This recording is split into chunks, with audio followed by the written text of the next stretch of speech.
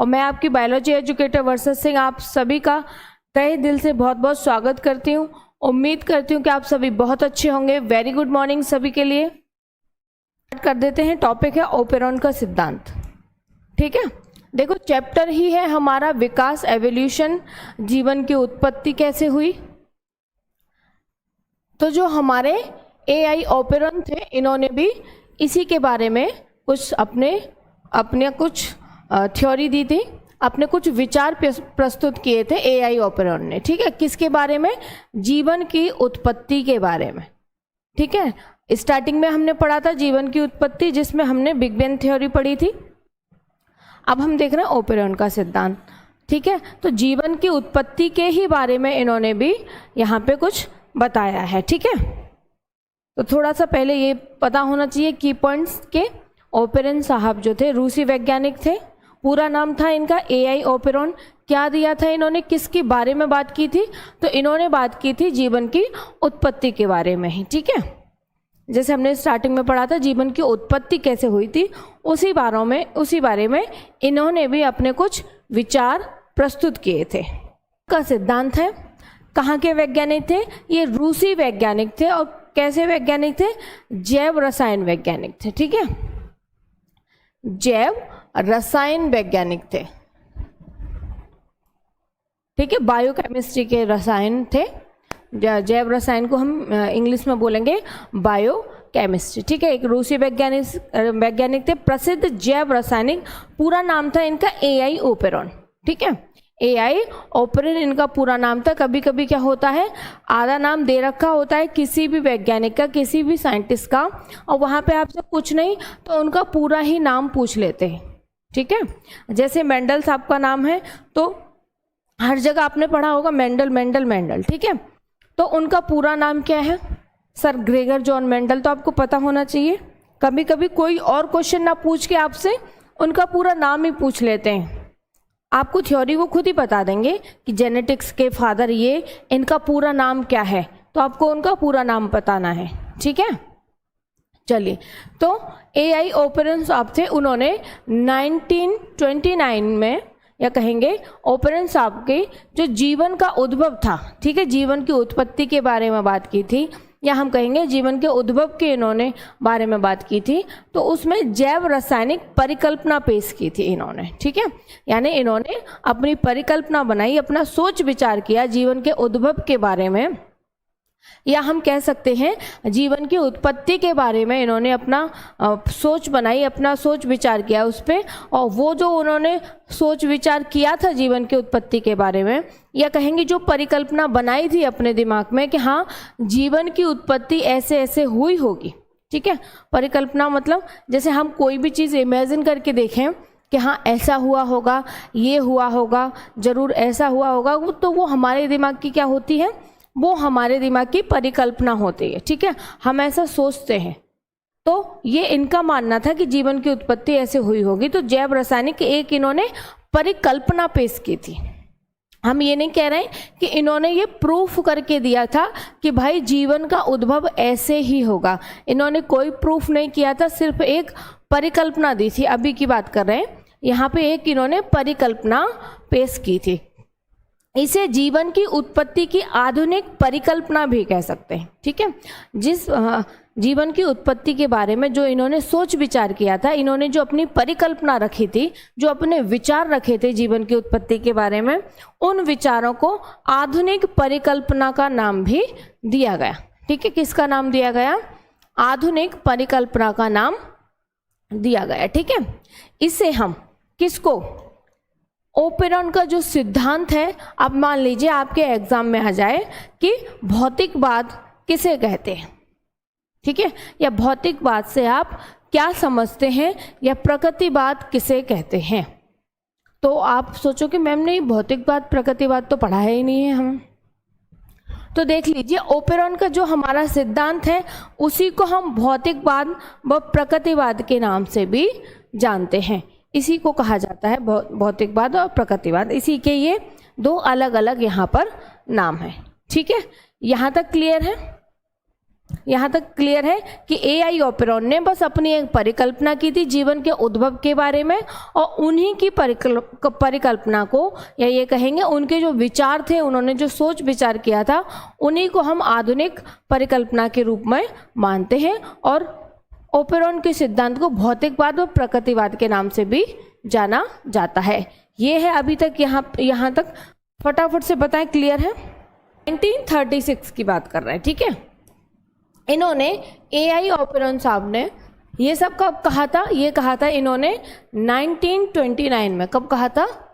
1929 में इन्होंने ये सब कहा था। अब हम बात कर रहे हैं आगे 1936 की, ठीक है, कि 1936 में इनकी पुस्तक ऑरिजिन ऑफ लाइफ, इनकी पुस्तक ऑरिजिन ऑफ लाइफ में इस परिकल्पना की व्याख्या की गई थी। यानी कि इन्होंने जो इतना सोच विचार किया, पहले परिकल्पना पेश की, अपने विचार व्यक्त किए, अपने विचार रखे सबके सामने, फिर इनके विचारों को आधुनिक परिकल्पना का नाम दिया गया। फिर ये तो एक होता है ना, इंसान पहले अपने विचारों पे काम करता है कि भाई मैंने ऐसा सोचा है, मैं ये करूँगा, मैं वो करूँगा, ठीक है। फिर अपने किसी करीबी के सामने उन सबको रखता है, अपने दोस्त के सामने, अपने परिवार वालों के सामने, कि देखो मैंने ऐसा कुछ सोचा है और ये मैं चाहता हूँ, ये करना, ऐसी मेरी इच्छा है। तो ये क्या हो गई? ये उनकी परिकल्पना हो गई, ये उनके अपने विचार हो गए, सोचे गए, ठीक है। जब उन पे काम कर लेते हैं तो वो हकीकत में फिर चेंज हो जाते हैं। तो पहले ऐसे ही इन्होंने परिकल्पना की थी, ठीक है। फिर जब इनकी बुक आई, कब आई थी? 1936 में जो इनकी बुक आई थी ऑरिजिन ऑफ लाइफ, उसमें अपनी बुक में इन्होंने इस परिकल्पना की व्याख्या की थी। यानी कि तब इन्होंने उस बुक में, अपनी में, ऑरिजिन ऑफ लाइफ में उस परिकल्पना को अच्छे से डिटेल में प्रस्तुत किया था, डिटेल में उसके बारे में बताया था। जो भी उन्होंने सोचा होगा या जो भी उन्होंने रिसर्च किया होगा उसके बारे में, तो सब कुछ उन्होंने वो अपनी पुस्तक में वहां पर लिखा, ठीक है।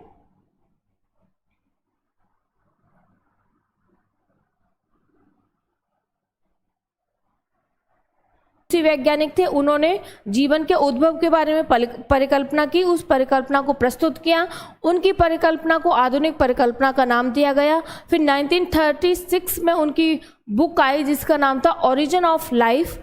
उस बुक में उन्होंने उस परिकल्पना की क्या की थी? व्याख्या की थी, ठीक है, डिटेल में उसमें बताया था, ठीक है। चलिए अब आते हैं हम सेकंड पॉइंट पे। सेकंड पॉइंट पे, सेकंड पॉइंट है हमारा इंग्लैंड के वैज्ञानिक हेल्डेन, ठीक है। इंग्लैंड के एक वैज्ञानिक थे जिनका नाम था हेल्डेन, ने भी ऐसी ही परिकल्पना की थी। एआई ओपेरॉन ने जैसी परिकल्पना की थी वैसे ही एक इंग्लैंड के वैज्ञानिक थे जिनका नाम था हेल्डेन, उन्होंने भी सेम ऐसी ही परिकल्पना की थी। दो लोगों के विचार सेम हो सकते हैं, ठीक है, ऐसा नहीं कि दो लोगों के विचार सेम नहीं हो सकते हैं। तो सेम ऐसी ही परिकल्पना इन्होंने भी की थी, ठीक है। इस परिकल्पना के अनुसार आज से करोड़ों वर्ष पूर्व, ठीक है, जो हेल्डेन साहब ने जो परिकल्पना की थी, उनकी परिकल्पना के अनुसार क्या बात थी कि आज से करोड़ों वर्ष पहले हमारी आदिकालीन पृथ्वी पर इस प्रकार की दशाएं थी। किस प्रकार की दशाएं थी? इस प्रकार की दशाएं थी कि विशेष भौतिक रासायनिक क्रियाओं से नए नए अकार्बनिक व कार्बनिक यौगिक बने। अब इनका मानना था कि आज से करोड़ों वर्ष पहले जो हमारी आदिकालीन पृथ्वी है वहाँ पर विशेष प्रकार की भौतिक व रासायनिक क्रियाओं के फलस्वरूप, ठीक है, विशेष प्रकार की भौतिक व रासायनिक क्रियाएं हुई। भौतिक व रासायनिक क्रियाओं के फलस्वरूप नए नए कार्बनिक अकार्बनिक यौगिक यहाँ पर बनके तैयार हो गए। ऐसी इनकी परिकल्पना थी हेल्डेन साहब की, ठीक है। तो इन यौगिकों के विशिष्ट रूप में संगठित एवं संघनित होने पर जटिल यौगिक बने। यानी कि जो ये विशिष्ट ये जो यौगिक बने थे हमारे पास में, कार्बनिक व अकार्बनिक यौगिक जो हमें मिले थे, किसकी वजह से मिले थे? भौतिक व रासायनिक क्रियाओं के फलस्वरूप जब हमें कार्बनिक व अकार्बनिक यौगिक प्राप्त हुए थे, तो ये जो यौगिक है ये विशेष रूप में संगठित होकर एक जटिल यौगिक में बदल गए। ठीक है, एक जटिल यौगिक में बदल गए कार्बनिक व अकार्बनिक यौगिक। ठीक, और अजीब कार्बनिक यौगिकों से एक ऐसी रचना का निर्माण हुआ जिसमें जीव के लक्षण विद्यमान थे। इसे ओपेरॉन सिद्धांत भी कहा जाता है। अब फिर से मैं एक बार मैं बता दे रही हूँ, ध्यान से सुनेंगे। जो हमारे इंग्लैंड के वैज्ञानिक थे हेल्डन साहब, उन्होंने भी ऐसे ही परिकल्पना की थी जैसे कि हमारी AI ओपेरॉन साहब ने की थी। तो हेल्डन साहब ने क्या कहा था कि भौतिक व रासायनिक क्रियाओं के फलस्वरूप जो यौगिक बनते हैं, ध्यान से सुनेंगे, भौतिक व रासायनिक क्रियाओं के फलस्वरूप जो यौगिक बनते हैं, या कहेंगे जो हमारे कार्बनिक व अकार्बनिक यौगिक बनते हैं, वो संगठित होके एक अजीब से यौगिकों में कन्वर्ट हो जाते हैं, या कहेंगे एक अजीब सी ऐसी रचना में ऐसी एक रचना का निर्माण करते हैं। ठीक है, कार्बनिक और अकार्बनिक यौगिक संगठित हुए और आपस में एक क्या बना दिया? जटिल यौगिक बना दिया। ठीक है, और जटिल यौगिक बना दिया उसके बाद और अजीब सी कार्बनिक यौगिकों से एक ऐसी रचना का निर्माण किया जिसमें जीव के लक्षण विद्यमान थे। ठीक है, यानी कि एक ऐसी रचना यहाँ पर बन गई जिसमें क्या था? जीव के लक्षण विद्यमान थे। इसे हम ओपेरॉन का सिद्धांत भी कहते हैं। इसे क्या कहते हैं? इसे हम ओपेरॉन का सिद्धांत भी कहते हैं। कुल मिला के बात ये है यहाँ पर कि यहाँ पर जीवन की उत्पत्ति के बारे में बात की जा रही है, चाहे वो AI ओपेरॉन साहब ने की हो या हेल्डन साहब ने की हो, यहाँ पर की जा रही है जीवन के उत्पत्ति की बात। ठीक है, यहाँ तक क्लियर है? बताएं फटाफट से। ओपेरॉन साहब का ये भी मानना था, ओपेरॉन के अनुसार पृथ्वी पर जो जीवन की उत्पत्ति हुई थी वो हमारी भौतिक व रासायनिक क्रियाओं के फलस्वरूप हुई थी। ठीक है, ये लाइन भी आप ऐड कर सकते हैं कि ओपेरॉन के अनुसार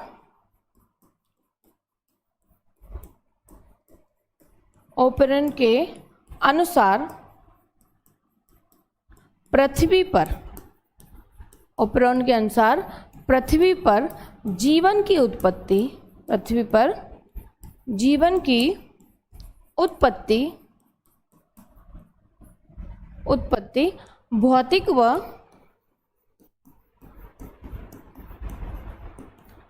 भौतिक व रासायनिक या भौतिक व रसायन क्रियाओं के फलस्वरूप हुई। ठीक है, एक सेकेंड। क्रियाओं के फलस्वरूप हुई थी। इनका ऐसा मानना था, ओपेरॉन साहब का ऐसा मानना था कि पृथ्वी पर जो जीवन की उत्पत्ति हुई है वो भौतिक व रासायनिक क्रियाओं के फलस्वरूप हुई है। ये लाइन मैंने यहाँ पर ऐड कर दी है। ओपेरॉन के अनुसार आदि पृथ्वी पर निम्नलिखित चरणों में जीवन की उत्पत्ति हुई। ठीक है, ये वाला पॉइंट जो मैंने यहाँ लिख दिया इसको मैं आगे अभी बताऊंगी कि ओपेरॉन के अनुसार आदि पृथ्वी पर जो जीवन की उत्पत्ति हुई थी वो निम्नलिखित चरणों में हुई थी। लेकिन हम अभी क्या कह रहे हैं ये भी हम पॉइंट डिस्कस करेंगे, ये वाला पॉइंट अभी डिस्कस करेंगे कि ओपेरॉन के अनुसार जो पृथ्वी पर जीवन की उत्पत्ति हुई थी वो कैसे हुई थी? भौतिक व रासायनिक क्रियाओं के फलस्वरूप हुई थी। ठीक है,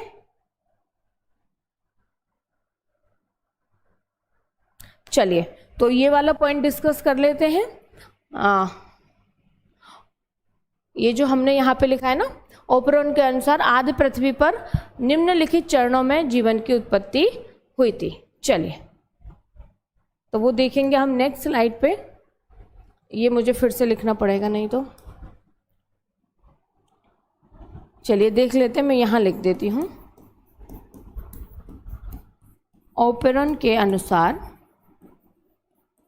ओपेरॉन साहब के अनुसार जो जीवन की उत्पत्ति हुई थी वो निम्नलिखित चरणों में हुई थी।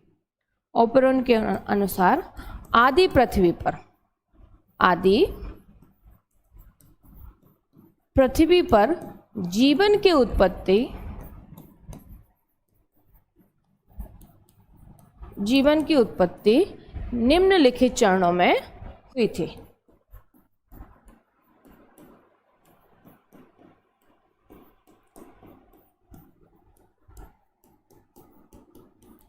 निम्नलिखित चरणों में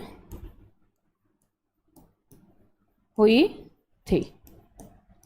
ठीक है, चलिए अब एक एक करके हम पॉइंट डिस्कस कर लेंगे।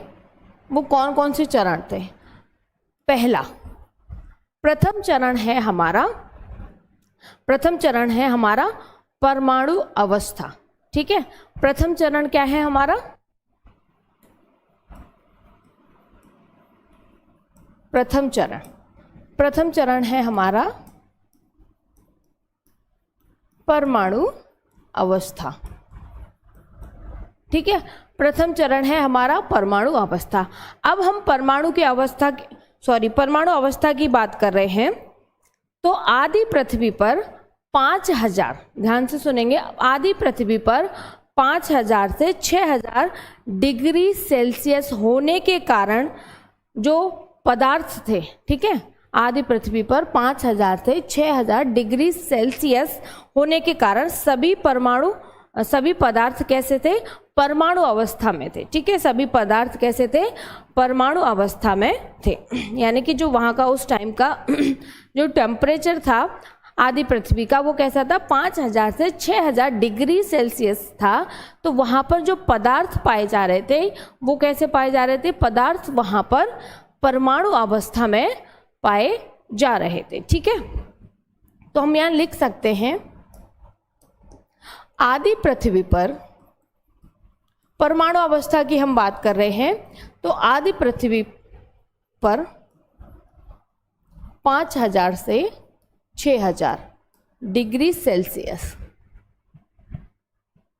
ठीक है, डिग्री सेल्सियस होने पर जो पदार्थ थे, होने पर पदार्थ किस अवस्था में पाए जा रहे थे? पदार्थ परमाणु अवस्था में थे। ठीक है, जो इतना ये यहाँ पे टेम्परेचर दे रखा है 5000 से 6000, इसकी वजह से जो वहाँ पे पदार्थ थे वो किस अवस्था में पाए जा रहे थे? परमाणु अवस्था में वो यहाँ पर पाए जा रहे थे। ठीक है, क्लियर? चलिए नेक्स्ट देखेंगे अब हम, द्वितीय चरण है हमारा अणु अवस्था। देखिए अगर क्वेश्चन आता है ओपेरॉन का सिद्धांत, तो आप यहीं तक लिख सकते हैं, आप यहाँ तक लिख सकते हैं ओपेरॉन का सिद्धांत के जीव के लक्षण विद्यमान थे, इसे हम ओपेरॉन का सिद्धांत कहते हैं। आप यहाँ तक लिख दोगे काफ़ी है। ठीक है, यहाँ तक आप लिख दोगे काफ़ी है। या अगर इसके आगे लिखना चाहते हो यहाँ से कि ओपेरॉन के सिद्धांत के अनुसार आदि पृथ्वी पर निम्नलिखित चरणों में जीवन की उत्पत्ति हुई थी, तो आप यहाँ से आगे से लिख सकते हो। प्रथम चरण है हमारा परमाणु अवस्था, द्वितीय चरण है हमारा अणु अवस्था।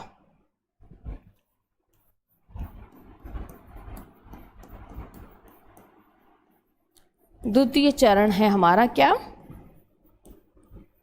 अणु अवस्था। अब इसमें भी सुन लीजिए, अब इसमें भी जैसे मैं आप लोगों को पॉइंट बता रही हूं कि प्रथम चरण है हमारा परमाणु अवस्था, द्वितीय चरण है हमारा अणु अवस्था। तो आप चाहो, ठीक है, अगर आप चाहो तो सिर्फ इनके पॉइंट लिख सकते हो, जरूरी नहीं है अंदर की डिटेल लिखना।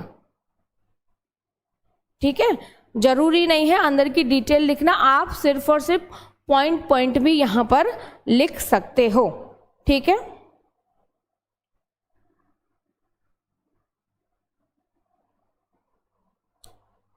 ठीक है ना, सिर्फ पॉइंट लिख सकते हो कि परमाणु अवस्था, अणु अवस्था, ये सब क्या है, निम्नलिखित चरण है जीवन की उत्पत्ति के। ठीक है,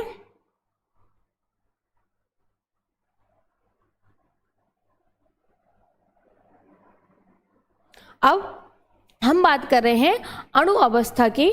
तो अणु अवस्था में क्या था कि आदि पृथ्वी पर जो हाइड्रोजन, कार्बन और ऑक्सीजन जो उपस्थित था, उस ऑक्सीजन पर नाइट्रोजन जो उपस्थित था, हाइड्रोजन, कार्बन, ऑक्सीजन और नाइट्रोजन जो उपस्थित था, उसकी क्रियाओं के फलस्वरूप, या कहेंगे उनकी रासायनिक क्रियाओं के फलस्वरूप हमको क्या प्राप्त हुआ, हमको मीथेन, अमोनिया, वो हाइड्रोजन साइनाइड प्राप्त हुआ। ठीक है, हाइड्रोजन साइनाइड आदि का यहाँ पर निर्माण हुआ।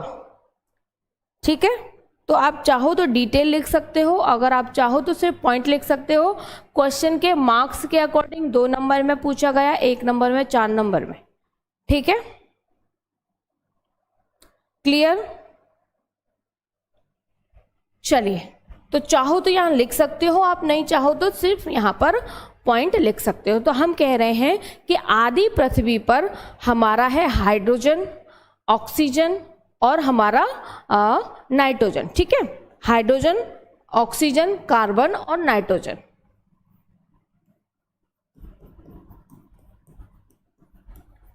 आदि पृथ्वी पर हाइड्रोजन, कार्बन, ऑक्सीजन और नाइट्रोजन। ठीक है, ये है हमारे हाइड्रोजन, कार्बन, ऑक्सीजन और नाइट्रोजन, इनकी रासायनिक क्रियाओं के फलस्वरूप,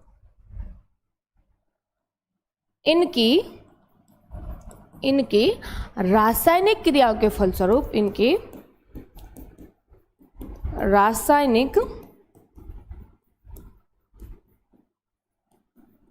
क्रियाओं के फलस्वरूप किसका निर्माण हुआ था?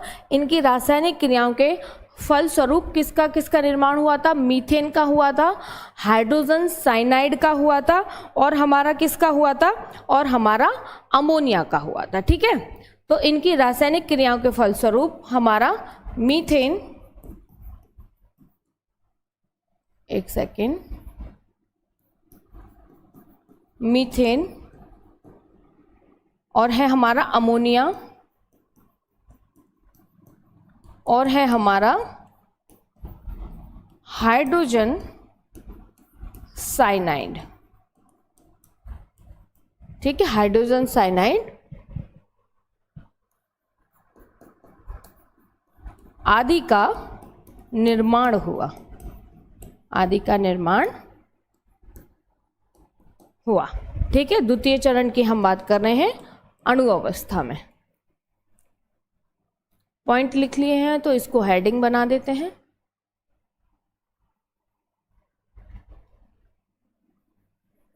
ठीक है, हमारे 2 पॉइंट हो गए, अणु अवस्था और परमाणु अवस्था। ठीक है, अब हम अपने तीसरे पॉइंट पे चलते हैं, जो कि है कार्बनिक यौगिकों का संश्लेषण।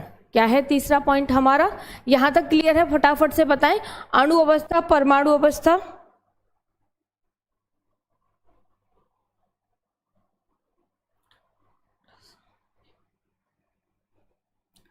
थैंक यू, आपका बहुत बहुत धन्यवाद।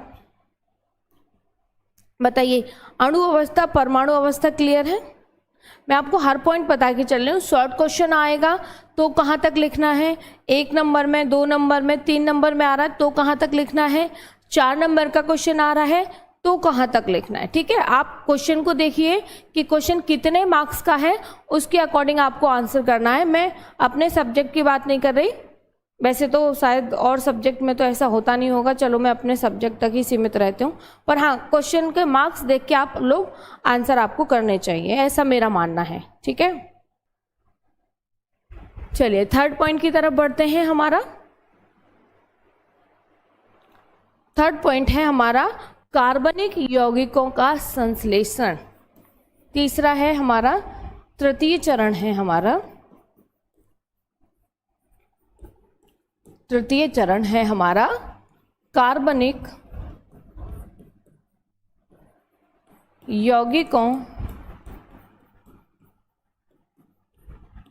यौगिकों का संश्लेषण।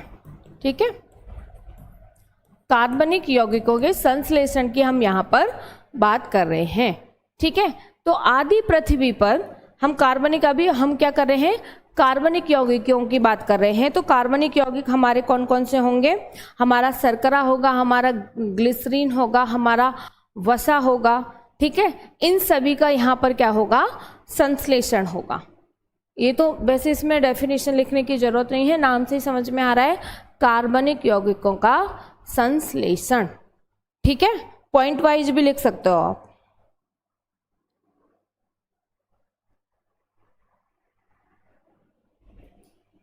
ठीक है, पॉइंट ऐसे पॉइंट लिख सकते हो सिर्फ क्योंकि इसमें नाम से समझ में आ रहा है कार्बनिक यौगिकों का यहाँ पर हो रहा है संश्लेषण। चाहो तो आप लिख सकते हो कि आदि सागर में रासायनिक क्रियाओं के फलस्वरूप, या कहेंगे रासायनिक पदार्थों के बहुलकीकरण के कारण यहाँ पर क्या हुआ, कार्बनिक यौगिकों का संश्लेषण हुआ। या कह सकते हो आप कि यहाँ पर शर्करा, ग्लिसरॉल, पिरिमिडीन, प्यूरिन आदि सबका यहाँ पर क्या हुआ, संश्लेषण हुआ। ठीक है, चाहो तो लिख लो, नहीं तो कोई बात नहीं है, पॉइंट तो हमारा है ही, नाम से समझ में आ रहा है।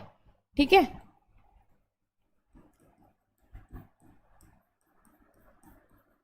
आदि सागर में रासायनिक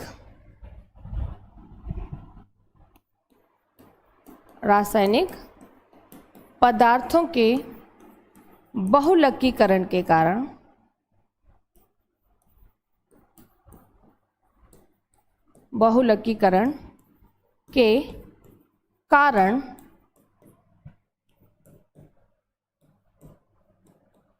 ग्लिसरॉल, शर्करा,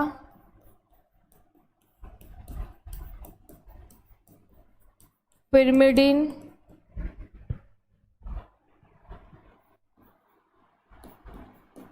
वसाएं, प्यूरिन आदि का क्या हुआ, संश्लेषण हुआ। आदि का संश्लेषण हुआ। ठीक है, ये मैंने लिख दिया है, आप पॉइंट भी लिख सकते हैं।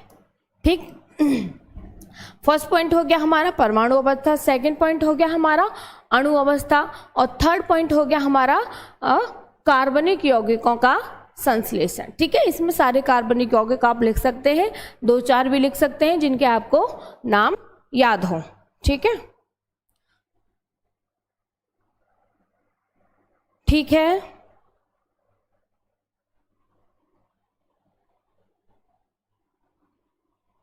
बताइए भाई, क्लियर है? चलिए आगे बढ़ें फिर।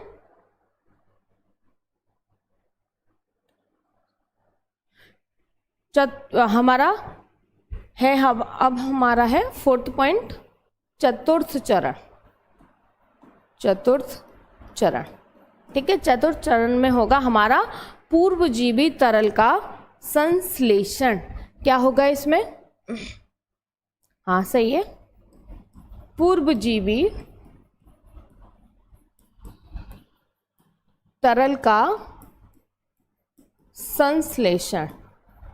ठीक है, पूर्वजीवी तरल का संश्लेषण होगा हमारा जो फोर्थ पॉइंट है चतुर्थ चरण की हम जिसमें बात कर रहे हैं। ठीक है, और नेक्स्ट है हमारा फिफ्थ पॉइंट रहेगा पंचम चरण। उसमें रहेगा हमारा कोलाइड, और हमारा कोलाइड एसरबेट्स और न्यूक्लियोप्रोटीन का संश्लेषण। फिफ्थ पॉइंट क्या है हमारा? पंचम चरण। इसमें क्या है हमारा? कोलाइड्स, एसरबेट्स और न्यूक्लियोप्रोटीन। न्यूक्लियोप्रोटीन का संश्लेषण। ठीक है, कितने पॉइंट हो गए हमारे? 5 पॉइंट हो गए, ठीक है। 4th पॉइंट था हमारा पूर्वजीवी तरल का संश्लेषण, और जो हमारा 5th पॉइंट है वो है हमारा कोलाइड्स, एसरबेट्स तथा न्यूक्लियोप्रोटीन का संश्लेषण। अभी हम यहाँ पे चल रहा है हमारा संश्लेषण की यहाँ पर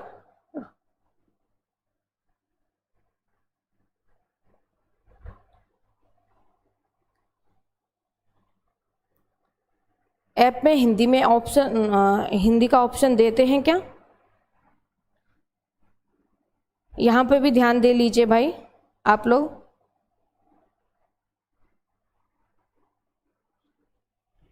चलिए, अब है हमारा 6 पॉइंट, इसको हम कहेंगे षष्ठक चरण, ठीक है। षष्ठक चरण बोल रहे हैं। 6 पॉइंट है हमारा, यानी कि जो छठी अवस्था जो है उसकी यहाँ पर बात कर रहे हैं। छठी अवस्था में रहेगा हमारा पूर्व केंद्रीय कोशिकाओं का निर्माण। क्या रहेगा? पूर्व केंद्रीय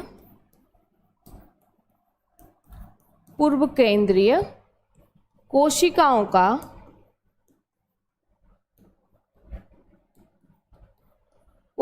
का निर्माण, ठीक है। मैं फिर से बोल दे रही हूँ, एक बार आप ये अंदर का डिटेल नहीं भी लिख के आओगे तो भी आराम से चलेगा, लेकिन जो की पॉइंट्स हैं, ठीक है, लेकिन जो की पॉइंट्स हैं, जो हमने सारे पॉइंट्स हम लिख रहे हैं की पॉइंट्स, ये आपको जरूर वहाँ पर लिखने हैं कि क्या क्या हो रहा है। कोलाइडी विलयन और हमारे एसरबेट्स हैं, उनका संश्लेषण हो रहा है, कार्बनिक यौगिकों का संश्लेषण हो रहा है, ठीक है। पूर्वजीवी तरल पदार्थों का संश्लेषण हो रहा है, या कोलाइड्स, और ये हाँ ये तो बोल दिया, या पूर्व केंद्रीय कोशिकाओं का निर्माण हो रहा है। ये है हमारे इस टॉपिक के की पॉइंट, ठीक है। अगर मान लीजिए किसी बच्चे को इसका आंसर नहीं भी आ रहा है, इस क्वेश्चन का आंसर नहीं भी आ रहा है, और क्वेश्चन हमारा आ जाता है ये, तो अगर आप ये सारे की पॉइंट्स लिख के आ जाओगे कि ओपेरॉन के अनुसार आदि पृथ्वी पर जो जीवन की उत्पत्ति हुई थी वो निम्नलिखित चरणों में हुई थी, हेडिंग डाल के सिर्फ और सिर्फ ये की पॉइंट्स आप लिख देंगे तो भी आपको ठीक ठाक मार्क्स मिल जाएंगे। मैं ये नहीं कह रही कि बहुत अच्छे मार्क्स मिलेंगे, ये भी नहीं कह रही बहुत गंदे मार्क्स मिलेंगे। हाँ, इतना है कि आपके मार्क्स वहाँ पर नहीं कटने वाले, ठीक है। मार्क्स नहीं कटेंगे, आपको ठीक ठाक मार्क्स आराम से वहाँ पर दे दिए जाएंगे, ठीक है। एक काम करते हैं, जैसे आप लोग पूछते हो बीच बीच में, आप लोगों का टेस्ट, ठीक है, कल है आप लोगों का टेस्ट, तो कल दोगे आप लोग सभी इस चैप्टर का टेस्ट, ठीक है। हाँ, चलिए किसी दिन सेशन रखेंगे दूसरा, उसमें ये सब डिस्कस करेंगे। आफ्टर 12th उसमें डिस्कस करेंगे कि क्या करना चाहिए क्या नहीं करना चाहिए, इस सब के बारे में, ठीक है। चलिए, अब हमारा इसमें एक पॉइंट रह गया है, हमारे 6 पॉइंट हो गए हैं। अब हमारा इसमें 7वां चरण रह गया है, पूर्व केंद्रीय कोशिकाओं का निर्माण हो गया। अब हमारा बस रह गया है सुकेंद्रीय कोशिकाओं का निर्माण। 7वां चरण है हमारा, 7वां पॉइंट है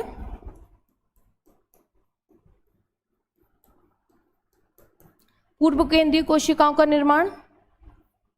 अब रहेगा हमारा सुकेंद्रीय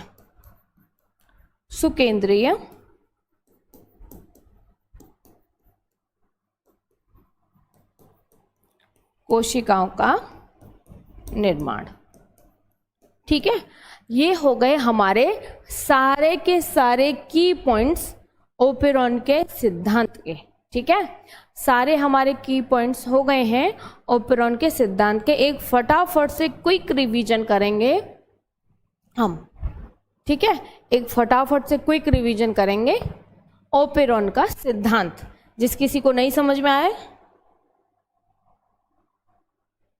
कितने एक रूसी जैव रासायनिक विज्ञान थे जिनका नाम था AI ओपेरॉन, ठीक है। जिनका क्या नाम था? जिनका नाम था AI ओपेरॉन। उन्होंने 1929 में एक परिकल्पना की और उस परिकल्पना को क्या किया?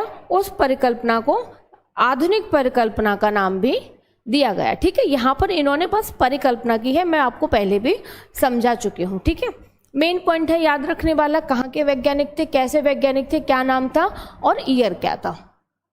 ठीक है, रूसी वैज्ञानिक थे, जैव रासायनिक वैज्ञानिक थे।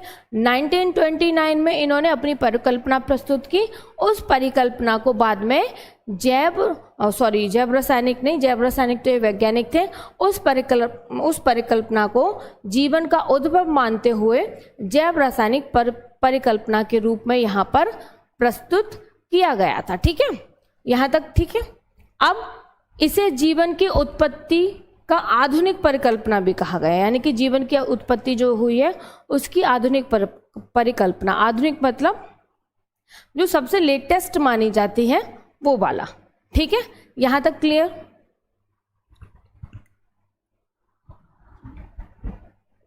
अब इसके बाद में एक एक नंबर के क्वेश्चन कि एआई ऑपेरॉन ने किसके बारे में परिकल्पना की थी, तो जीवन की उत्पत्ति के बारे में परिकल्पना की थी, एक नंबर का।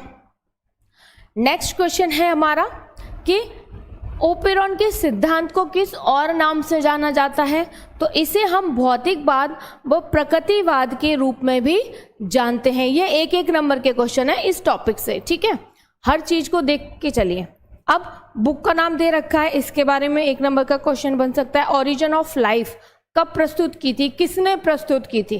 ठीक है, तो एआई ऑपेरॉन ने 1936 में ये बुक प्रस्तुत की थी जिसका नाम था ओरिजिन ऑफ लाइफ। इसमें क्या किया था उन्होंने, इसमें अपनी जो उन्होंने परिकल्पना की थी जीवन की उत्पत्ति को लेके, उसके बारे में अपनी इस बुक में उन्होंने क्या किया था, व्याख्या की थी ओरिजिन ऑफ लाइफ में। ठीक है, चलिए अब आते हैं हम, ये तो हो गई हमारे एआई ओपेरॉन साहब की बात। अब आते हैं कि जो एक इंग्लैंड के वैज्ञानिक थे उनका भी सेम मानना था जैसे कि हमारे एआई ओपेरॉन साहब का मानना था। ठीक है, या ये भी कह सकते हैं सेम ऐसी ही परिकल्पना इन्होंने भी की थी जैसी परिकल्पना उन्होंने की थी। इन्होंने क्या कहा, ये कहाँ के वैज्ञानिक थे, इंग्लैंड के वैज्ञानिक थे, नाम था इनका हेल्डन। ठीक है, इन्होंने भी सेम परिकल्पना की थी। इस परिकल्पना के अनुसार, यानी कि हेल्डन साहब की परिकल्पना के अनुसार आज से करोड़ों वर्ष पूर्व, ठीक है, आदिकालीन पृथ्वी पर इस प्रकार की दशाएं थी कि विशेष भौतिक व रासायनिक क्रियाओं से नए नए कार्बनिक व अकार्बनिक यौगिक बने। अगर आप मेन पॉइंट की बात करेंगे तो मेन पॉइंट यहाँ पर ये है कि आदिकालीन पृथ्वी पर रासायनिक व भौतिक क्रियाओं के फलस्वरूप नए नए कार्बनिक व अकार्बनिक यौगिक यहाँ पर बनके तैयार हो गए। ठीक है, अब इन यौगिकों के विशिष्ट रूप में संगठित व संघनित होने से एक जटिल यौगिक बनकर यहाँ पर तैयार हो गया। यानी कि आपस में मिलजुल कर इन्होंने एक क्या किया, जटिल यौगिक बना के यहाँ पर तैयार कर लिया, अपने आप एक जटिल यौगिक बनकर यहाँ पर तैयार हो गया। अब और एक अजीब कार्बनिक यौगिक की एक ऐसी रचना का निर्माण हुआ जिसमें क्या दिखाई दिया, जिसमें जीव के लक्षण दिखाई दिए। ठीक है, जिसमें जीव के लक्षण दिखाई दिए या लक्षण विद्यमान थे, इसी को हम ओपेरॉन का सिद्धांत कहते हैं। अब हमने ये कह दिया इसी को हम ओपेरॉन का सिद्धांत कहते हैं। क्यों? क्योंकि भाई हम जीवन की उत्पत्ति के बारे में यहाँ पर डिस्कशन कर रहे हैं कि ओपेरॉन के सिद्धांत में जीवन की उत्पत्ति कैसे हुई। जब सारे कार्बनिक अकार्बनिक यौगिक आपस में मिलकर एक जटिल यौगिक में बदल गए तो उस जटिल यौगिक में इनको किसी जीव के लक्षण विद्यमान दिखाई दिए, तो इसी को इन्होंने क्या कह दिया, ओपेरॉन का सिद्धांत कह दिया। ठीक है, अब जब ओपेरॉन के सिद्धांत के अनुसार पृथ्वी पर जीवन की उत्पत्ति भौतिक व रासायनिक क्रियाओं के फलस्वरूप हुई है, ऐसा तो ये मानना है। ठीक है, ये पॉइंट को तो आप नोट डाउन कर लेंगे। अब ये मैंने पहले लिख दिया था, सेम ये इधर इस पॉइंट पे स्लाइड पे लिख दिया है मैंने। ठीक है, ओपेरॉन के अनुसार आदि पृथ्वी पर जीवन की उत्पत्ति जो हुई थी वो निम्नलिखित चरणों में हुई थी जीवन की उत्पत्ति। ठीक है, अब वो निम्नलिखित चरण हमारे कौन कौन से हैं, पहला है हमारा प्रथम चरण परमाणु अवस्था, ठीक है। परमाणु अवस्था में आप चाहो तो ये थोड़ा सा एक पॉइंट लिख सकते हो, नहीं तो कोई जरूरत नहीं है। पर हाँ, आपको एक बात याद रखनी है सबको कि ये जो मैंने येलो कलर से सारे जो की पॉइंट लिखे हैं इनको याद रखना है, ठीक है। एक बार को आप ये अंदर का मटेरियल ना भी लिखो चल जाएगा, ठीक है, पर की पॉइंट जो लिखे हैं उनको नहीं भूलना है, ठीक है। की पॉइंट्स को नहीं भूलना है, ये आप याद रखो। तो पहला है हमारा परमाणु अवस्था, जिसमें आदि पृथ्वी पर 5000 से 6000 डिग्री सेल्सियस होने पर पदार्थ जो थे वो परमाणु अवस्था में थे, ठीक है। नेक्स्ट है हमारा अणु अवस्था। इसमें क्या हुआ था, आदि पृथ्वी पर हाइड्रोजन, कार्बन व ऑक्सीजन है भाई ये, ठीक है। ये क्या है हमारा ऑक्सीजन, ऑक्सीजन लिख गया है वहां पर जल्दबाजी में, ऑक्सीजन, ठीक है। हाँ, कार्बन, ऑक्सीजन, नाइट्रोजन, इनकी रासायनिक क्रियाओं के फलस्वरूप मीथेन, अमोनिया व हाइड्रोजन साइनाइड आदि का निर्माण यहाँ पर हुआ। ये पॉइंट है हमारा सेकंड पॉइंट, अणु अवस्था, ठीक। चलिए नेक्स्ट आ जाते हैं। नेक्स्ट है हमारा कार्बनिक यौगिकों का निर्माण या कार्बनिक यौगिकों का संश्लेषण, ठीक है। अब हम कार्बनिक यौगिकों के संश्लेषण की यहाँ पर बात कर रहे हैं। तो हमने कहा है कि आदि सागर में रासायनिक पदार्थों के बहुलकीकरण के कारण ग्लिसरॉल, शर्करा, पिरिमिडीन, बसाएं, प्यूरिन आदि का संश्लेषण यहाँ पर हुआ है, ठीक है। नेक्स्ट पॉइंट है हमारा फोर्थ पॉइंट, पूर्वजीवी तरल का संश्लेषण, ठीक है। क्या है हमारा फोर्थ पॉइंट, पूर्वजीवी तरल का संश्लेषण। और फिफ्थ पॉइंट है हमारा कोलाइड्स, एसरबेट्स, न्यूक्लियोप्रोटीन आदि का संश्लेषण। सिक्स पॉइंट, पूर्व केंद्रीय कोशिकाओं का निर्माण, ठीक है, पूर्व केंद्रीय कोशिकाओं का निर्माण।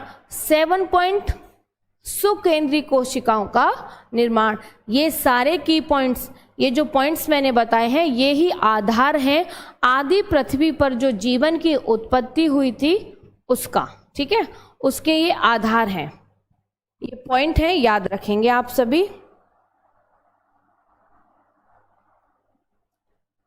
मैम ऑक्सीजन ही लिखा है मैम, भाई अभी लिखा है वो, मैंने कहाँ गया, ये मैंने अभी लिखा है ऑक्सीजन अभी लिखा है, पहले ऑक्सीजन लिखा था जल्दबाजी में, पहले मैंने लिख दिया था ऑक्सीजन, ठीक है, जब मैं बीच में से खा गई थी, ऑक्सीजन लिख दिया था जल्दबाजी में, कोई बात नहीं, प्रोनाउंस करने में सही बोला था, लिखने में थोड़ा सा हो गया था, ठीक है। तो ये होता है हमारा टॉपिक कंप्लीट, ओपेरॉन का सिद्धांत। उम्मीद है मुझे कि आप लोगों को ये समझ आया होगा। एक क्विक रिवीजन भी हमने कर लिया है, ठीक है ना, एक क्विक रिवीजन भी फटाफट से हमने कर लिया है। चलिए अब आप लोग, मैंने बता चुकी हूँ आप लोगों को कैसे आपको इसका आंसर लिखना है, नंबर वाइज भी बता चुकी हूँ, नंबर वाइज भी कैसे लिखना है, ठीक है। उम्मीद है आप लोगों को समझ में आया होगा। चलिए तो कल होगा हमारा इस चैप्टर का टेस्ट, तो आप लोग सब लोग तैयार होके आइएगा। टाइम वही है 6 से 7, लेट मत आइएगा, लेट आते हैं काफ़ी सारे स्टूडेंट तो आधे क्वेश्चन तो निकल जाएंगे, ठीक है, टाइम से आ जाना। चलिए जिन भी बच्चों ने अभी तक लाइक नहीं किया है सेशन को वो लाइक कर दें, शेयर कर लिया करो भाई, क्या जाता है आप लोगों का शेयर करने में, एक ऐसा एरो का टिक है बस उस पर जाकर शेयर करना है, शेयर कर लिया करो भाई। चलिए और कमेंट बॉक्स में कमेंट करके जरूर बताना कि सेशन आप लोगों को कैसा लगा है, ठीक है। कल मिलेंगे, तब तक के लिए bye bye, take care. Ma'am बहुत बोर्ड चैप्टर था, सारी थ्योरी थी, हाँ ये बात तो है, इस चैप्टर में सारी की सारी थ्योरी ही थी, सारी थ्योरी थी, रट्टा मार चैप्टर मान लीजिए इसको, सिर्फ आपको याद ही याद करना है। मैं पहले ही बोल चुकी थी जब ये चैप्टर था हम डिस्कस कर रहे थे कि जो हमारा डायग्राम वाला चैप्टर रहता है वो ज़्यादा इंटरेस्टिंग रहता है, बोरिंग नहीं बनता, और ये जो भरमार थ्योरी रहती है ये थोड़ा सा बोरिंग हो जाता है, ठीक है। तो कोई बात नहीं, आपने झेला हमें और इस चैप्टर को, उसके लिए आपका बहुत बहुत शुक्रिया। चलिए अब बोरिंग चैप्टर नहीं आएगा, ठीक है ना। चलिए कल मिलते हैं, तब तक के लिए बाय बाय, टेक केयर, अपना ख्याल रखें, अच्छे से रहें, पढ़ते रहें, रिवीजन जरूर करते रहें, ठीक है। चलिए कल मिलते हैं, तब तक के लिए बाय बाय, टेक केयर।